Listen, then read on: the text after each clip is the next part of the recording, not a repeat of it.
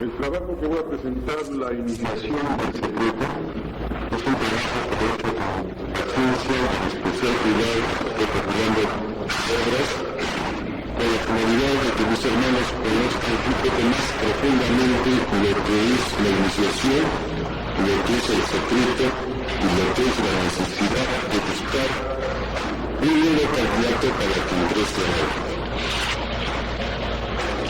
Es una costumbre que para recibir la iniciación hay que pasar por un ceremonial ritualístico rico en un simbolismo trascendental, pero en realidad es simplemente una costumbre.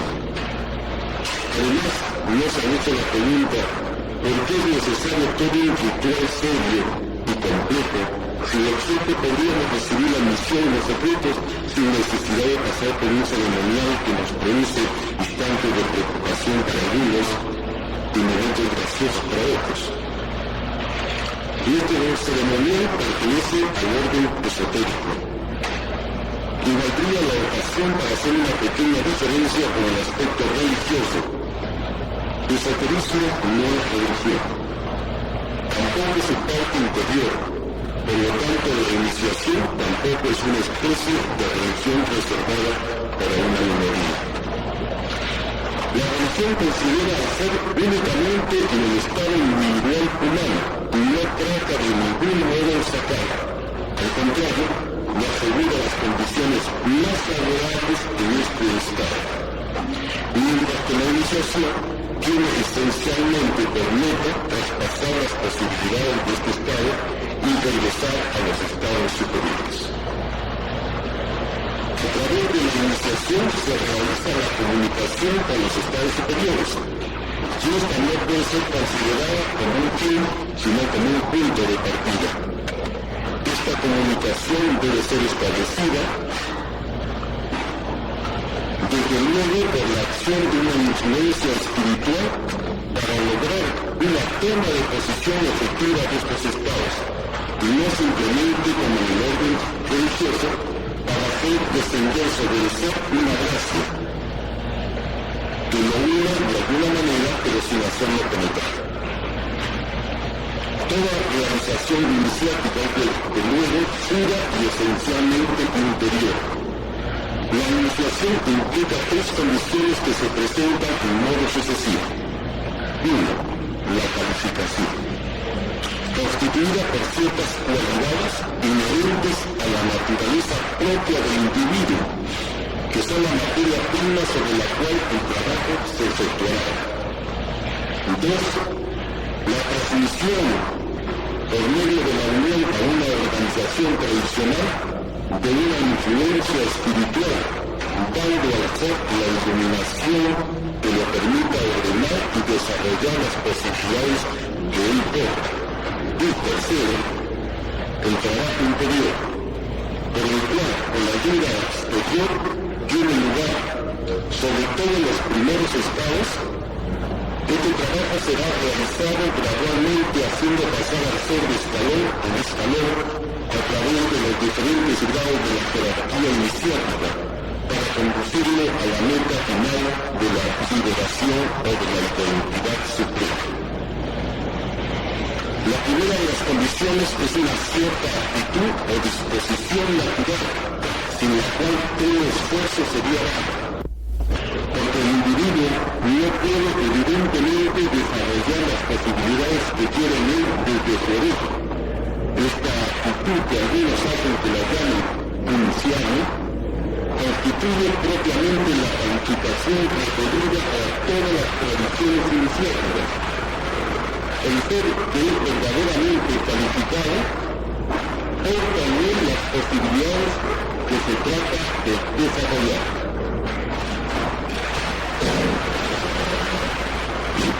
Nosotros los hombres en la actualidad vivimos en una época muy lejana y muy diferente a la de la época primordial. Ellos poseían normal y espontáneamente un estado que está hoy día unido a un alto grado de iniciación. Por lo tanto, la palabra iniciación en aquella época no podría haber tenido ningún sentido. Las cualidades o las actitudes o posibilidades de la naturaleza individual son, como lo acabamos de decir, la materia prima, es decir, una potencialidad pura, donde nada está desarrollado o diferenciado. Es el estado caótico o tenebroso que el simbolismo iniciático hace corresponder al mundo profano, y en el cual se halla el ser que aún no ha llegado al segundo nacimiento. Para que el caos pueda comenzar a tomar forma y a organizarse, es necesario que una vibración inicial le sea comunicada por las potencias espirituales. Esta vibración es el fiat luz que ilumina el caos y es al mismo tiempo el punto de partida necesario de todos los desarrollos ulteriores. Desde el punto de vista iniciático, esta iluminación está precisamente constituida por la transmisión de la influencia espiritual. Hay que aclarar que esta vibración no se trata de ninguna manera de una vibración de orden sensible como la que estudia la física. Esta luz no puede ser identificada por nuestra facultad visual. La transmisión iniciática es esencialmente la transmisión de una influencia espiritual que juega un rol entre la actitud natural inherente al individuo y el trabajo de realización que cumplirá. De ahí la necesidad de que el candidato tenga esta actitud. Transmitir la influencia espiritual sin el socorro de la iniciación sería imposible. A pesar de todos sus esfuerzos de llevar a libertad las limitaciones y las trabas del mundo profano. La unión a una organización tradicional regular no es solamente una condición necesaria de la iniciación, es lo que constituye la iniciación en el sentido más estricto y está representada como un segundo nacimiento o como una regeneración. Segundo nacimiento porque le abre a ser otro mundo donde se ejerza la actividad de su moralidad corporal, mundo que será para él el campo de desarrollo de las posibilidades de un orden superior. Regeneración porque restablece al ser las prerrogativas que fueron naturales y normales a los primeros años de la humanidad, donde no estuvo alejado la espiritualidad original, por hundirse más y más en la materialidad y porque debe conducir desde luego como primera etapa esencial de su realización a la restauración del estado primordial, que es la plenitud y la perfección del individuo humano, residiendo en el punto central único e invariable donde podría elevarse a los estados superiores. Esta unión debe ser real y efectiva, pues se trata de la transmisión de una influencia espiritual que debe efectuarse según leyes definidas. La presencia de un elemento no humano es en efecto el carácter de la influencia espiritual. La transmisión de la influencia espiritual solo puede efectuarse por medio de una organización tradicional regular, de tal manera que no podría hablarse de iniciación si no existe una relación a una organización. La regularidad debe ser entendida como las organizaciones que son depositarias de la influencia espiritual y por lo tanto pertenecen a la cadena iniciática, es decir, a aquellas que aseguran de una manera interrumpida la transmisión. Fuera de esta sucesión, la observación misma de las formas ritualísticas sería vana, pues faltaría el elemento vital esencial de su eficacia. Los ritos tienen por sí mismos una eficacia que les es inherente, y si son alterados en alguno de sus elementos esenciales, ningún resultado efectivo podría ser obtenido. Además deben ser cumplidos o desempeñados por aquellos que tienen la calidad para cumplirlos. Resumiendo lo dicho, la iniciación consiste esencialmente en la transmisión de una influencia espiritual no humana. y que esta transmisión solo puede ser operada por medio de un rito, que es precisamente por el cual se efectúa la unión a una organización, teniendo ante todo por función conservar y comunicar la influencia de que se trata. Transmisión y unión no son en suma que dos aspectos diversos de una misma cosa. Según lo miremos descendiendo, transmisión o remontando la cadena iniciática, unión. Cabría una objeción de que el neófito no sienta ninguna influencia en el momento mismo donde lo recibe. Sería en alguna manera contradictorio que el neófito sea capaz de sentir la influencia que le es transmitida, puesto que él no está aún frente a frente con ella, y por definición misma, que él aún está en un estado puramente potencial y no desarrollado, mientras que la capacidad de sentir implicaría forzosamente un cierto grado de desarrollo o de actualización. Esto nos da a comprender la necesidad de comenzar por la iniciación virtual, que es el comienzo indispensable y que nos conduce a los desarrollos ulteriores, y por consecuencia del trabajo interior cumplido por el iniciado. Los efectos de esta influencia debería ser sentida ulteriormente, lo que constituye el pasaje a la iniciación efectiva. En la mayor parte de los casos, la iniciación queda siempre virtual, lo que quiere decir que los efectos de los cuales hablamos quedan indefinidamente al estado latente. Esto puede deberse a una anomalía de las circunstancias contingentes como, por un lado, las calificaciones insuficientes del iniciado, es decir, las limitaciones de las posibilidades que tiene en sí mismo, y a las cuales nada del exterior podría desarrollarlas. Y también, por otra parte, el estado de imperfección o de degeneración en el cual se encuentran reducidos actualmente algunas organizaciones iniciáticas y que no les permite facilitar un apoyo suficiente para alcanzar la iniciación efectiva ni dejar sospechar la existencia de ella a la que podrían ser actos. En el principio es evidente que nada puede estar sujeto a cambios. La necesidad de la unión iniciática es no una necesidad de principio, sino una necesidad de hecho, que se impone rigurosamente en nuestro estado y que por consecuencia estamos obligados a tomarla como punto de partida. Además, para los hombres de los tiempos primordiales, la iniciación habría sido inútil e inconcebible, puesto que el desarrollo espiritual en todos sus grados se cumpliría en ellos de manera totalmente natural y espontánea en razón de la proximidad donde ellos estaban al principio. Pero como consecuencia del descenso que se efectúa desde entonces, conforme al proceso inevitable de toda manifestación cósmica, las condiciones del periodo cíclico donde nosotros nos hallamos actualmente son distintas que aquellas, y es por ello que la restauración de las posibilidades del estado primordial es el primero de los fines que se propone en la iniciación. En las condiciones donde estamos, no podemos recolectar sin haber sembrado antes. Esto es una verdad tanto espiritual como material. El germen debe ser depositado en el ser para permitir su desarrollo espiritual ulterior. Es precisamente la influencia que en un estado de virtualidad y envolvimiento exactamente comparable al del grano es comunicado por la iniciación.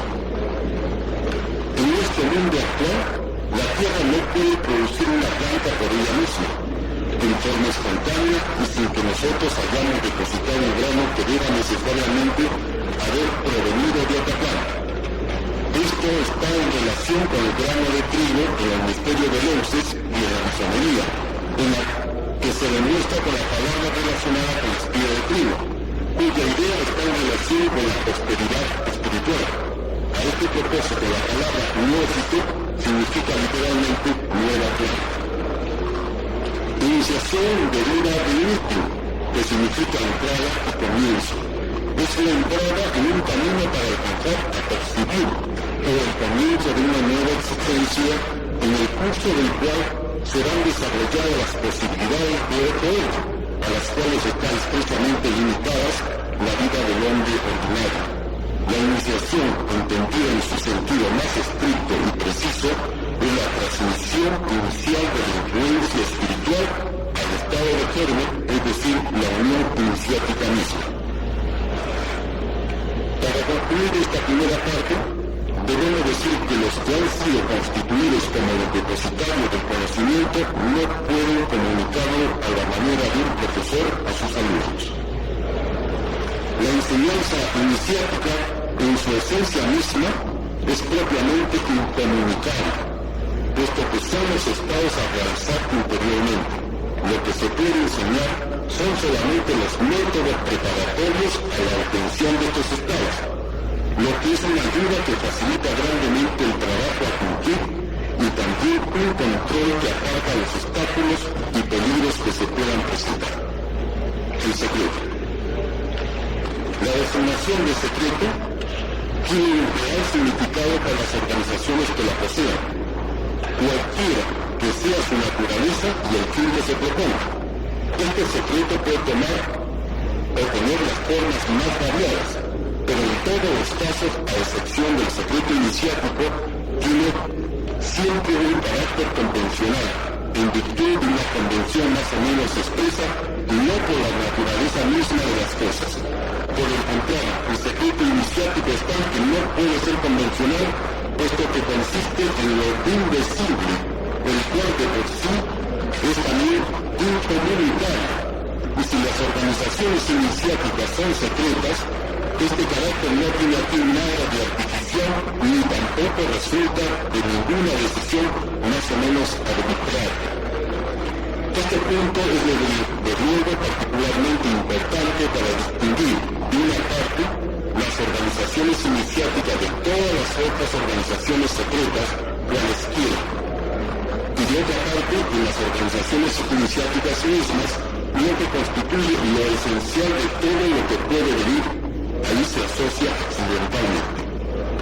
Todo secreto de orden exterior puede ser siempre traicionado. El secreto iniciático no puede serlo de ningún modo, puesto que él es inaccesible e incomprensible a los profanos, y no podría ser penetrado por ellos. Su conocimiento solo puede ser la consecuencia de la iniciación misma. En efecto, este secreto de tal naturaleza que las palabras no lo pueden expresar. Esto porque la enseñanza iniciática solo puede hacer uso de ritos y de símbolos, los cuales sugieren más bien que expresan al sentido ordinario de la palabra. Propiamente hablando, lo que es transmitido por la iniciación no es el secreto mismo, puesto que es incomunicable, pero la influencia espiritual que tienen los ritos por vehículo y que vuelven posible el trabajo interior, en medio del cual, tomando los símbolos como base y como soporte, cada uno alcanza el secreto y lo penetra más o menos completamente o más o menos profundamente según las medidas de sus propias posibilidades de comprensión y de realización. No podemos reprochar a las organizaciones iniciáticas de tener este carácter, pues su secreto no es alguna cosa que ellos ocultan voluntariamente por alguna razón, legítima o no, y sujetos a discusiones y a apreciaciones como todo lo que procede del punto de vista profano. Las verdades de una orden resisten por su naturaleza misma a toda vulgarización. Lo que expresamos solo lo comprenden aquellos que están calificados para comprenderlo, y para los otros, ellos están como si no existieran. El verdadero secreto reside únicamente en lo indecible, que es por lo mismo incomunicable, y hay necesariamente una parte indecible en toda verdad de orden trascendental. Es en eso que reside esencialmente, en realidad, la significación profunda del secreto iniciático. Un secreto exterior solo puede tener el valor de una imagen o de un símbolo, y algunas veces de una disciplina. En cuanto al hecho de que estas organizaciones sean cerradas, es decir, que no admitan a todo el mundo indistintamente, se explica simplemente rito por la primera de las condiciones de la iniciación, es decir, por la necesidad de poseer ciertas calificaciones particulares. Cuando son muy abiertas e insuficientemente estrictas, corren el riesgo de generar como resultado de la incomprensión de aquellos que ella admite inconsideradamente y que, sobre todo, cuando se vuelven muy numerosas, no cumplen con evitar las miradas profanas y desvían sus tiros hacia metas que no tienen nada de común con el dominio iniciático. Las organizaciones iniciáticas poseen también otros secretos que no son del mismo orden, son de un orden más o menos exterior y contingentes. Estos secretos son accesorios o secundarios, que solo aparecen a los ojos del observador de afuera y dan lugar a confusiones diversas. Estos secretos no tienen nada de iniciáticos y pueden darle una importancia más o menos grande. Estos secretos son los que conciernen a las ciencias y a las artes tradicionales, y estas ciencias y estas artes no pueden ser verdaderamente comprendidas fuera de la iniciación donde tienen su origen.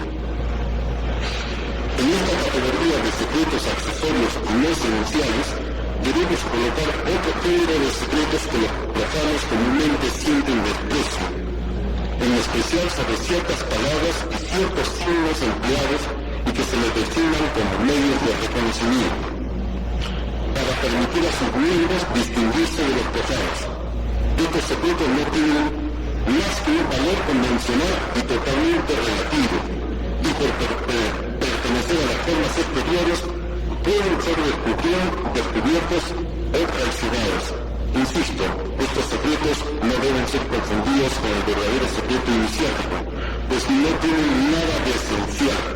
El empleo de los medios de reconocimiento por una organización es consecuencia de su carácter cerrado. La existencia del secreto exterior y secundario en las organizaciones iniciáticas más difundidas se justifica también por la disciplina del secreto, el cual constituye una manera de entrenamiento o de ejercicio de la disciplina del silencio. Debemos comprender que todo rito está constituido por un conjunto de símbolos.